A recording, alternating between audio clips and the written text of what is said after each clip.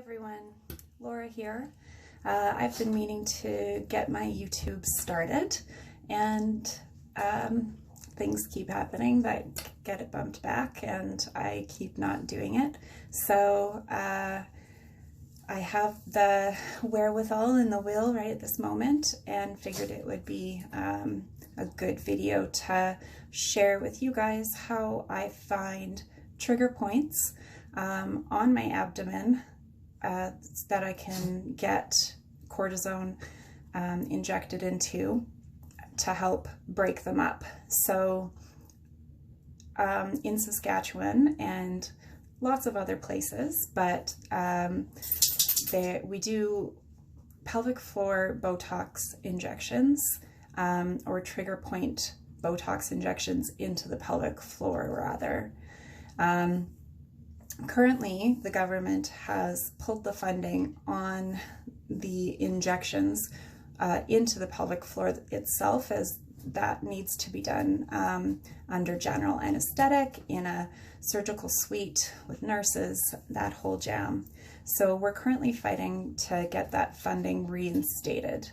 But in the interim, something that our doctors are doing to help us get through, and this is also something that you can get done separately if you don't have strictly the pelvic floor issues, is cortisone injections into trigger points, which can be done anywhere. Lots of people get them into their neck or head if they have migraines, or I get them done into some of my joints. And there's different modalities and different ways of doing it, but basically injecting cortisone into trigger points helps to break up these points where the muscles have kind of formed nodules, and that might be due to disease, surgery or other conditions. For me, I have lived a long time with endometriosis, adenomyosis, and other pelvic pain and pelvic condition disorders. And I've had a lot of surgeries, and the pelvic floor Botox injections and the trigger point cortisone injections into the abdomen really help to keep my pain at a manageable level. So today I went into my doctor to get the injections done. The injection itself is Medrol, which I was just realizing is actually going to be reversed. But it's the full name is methylprednisolone actate. So they take that and mix it with some saline and put it into the trigger points. Now I'm out of focus. So I wanted to show you guys how I mark my trigger points because going into such an appointment prepared and knowing which points are the loudest and the ones that you want to focus on really helps you and your doctor. And I mean, I just recommend getting to know your body in general when you're dealing with any kind of condition or disease, especially chronic pain, and for me, chronic pelvic pain. My dog is chewing on a bone, but I'm going to leave him because he's happy, so you're going to have to deal with the sound. So I'm just going to zoom down a little so you can see my tummy. So as you can see, it's all marked up. How I mark my trigger points is when I'm laying down, I find the spots, and that's just, I might use like a blunt needle or just my finger, and I kind of walk along my belly to find the spots that are yelling. So when I'm laying down, I mark all of the spots with just dots so that, yeah, I just mark it all up with dots. And I have some on the upper of my pubis as well. And then when I'm standing up, I go over those spots again, see if there's anything that I've missed, and then mark the spots which are the loudest and causing the most issues. So I mark those with an X, as you can see. And so for some people, and for some of my trigger points, they do feel like hard little nodules that are kind of easily distinguishable, almost like, you know, a little nut just under the surface of the skin, or you might have to push a little deeper depending on your condition and what's happened with you, and then you'll find those little knots. So that I have some of those points where it's clearly distinguishable. But for me, I also have basically just big chunks of my abdomen and pelvic floor, which it just feels like a block of ice. So a big one for me is around both lower sites where I had a lot of surgery, so just kind of over the hip, and especially for me on the left side. I had, my left ovary was really, really damaged, and I had a lot of surgery in that area, and it really, it kind of destroyed everything. My liver is stuck to my diaphragm right under my heart with adhesions, and it kind of really bunged up this whole area. So there are parts that are easily distinguishable, such as some of these ones where this is going up under the ribs, or where they're kind of faded, so where they're a little bit more spread out.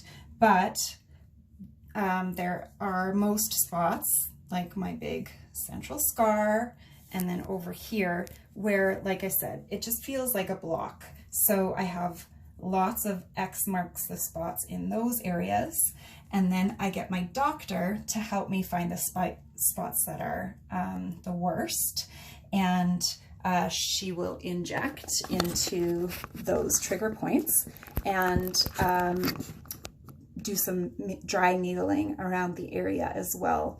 And generally you can feel pretty clearly when a spot has been hit, but it depends on everybody. It depends on, like I said, the condition that caused these things. It depends on how many medications you're on. It depends on the day, right? If you got up and put your pants on left leg first instead of right, like it just totally does depend.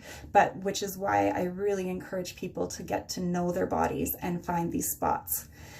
So she injected all of these areas either with the solution or with dry needling. So we did the loudest spots.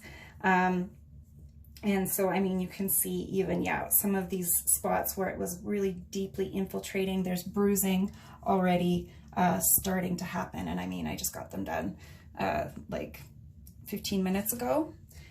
So now what I need to do, and this is my job, is, I guess I shouldn't have taken that down, is wherever she injected, I need to massage those spots, even though it hurts, and some of them hurt like hell, but we want to break up the cortisone so that it spreads and helps affect as much area within that, you know, pointed area that's pissed off as possible. So over the next few days, I'm going to, you know, just be spending a lot of time massaging those spots.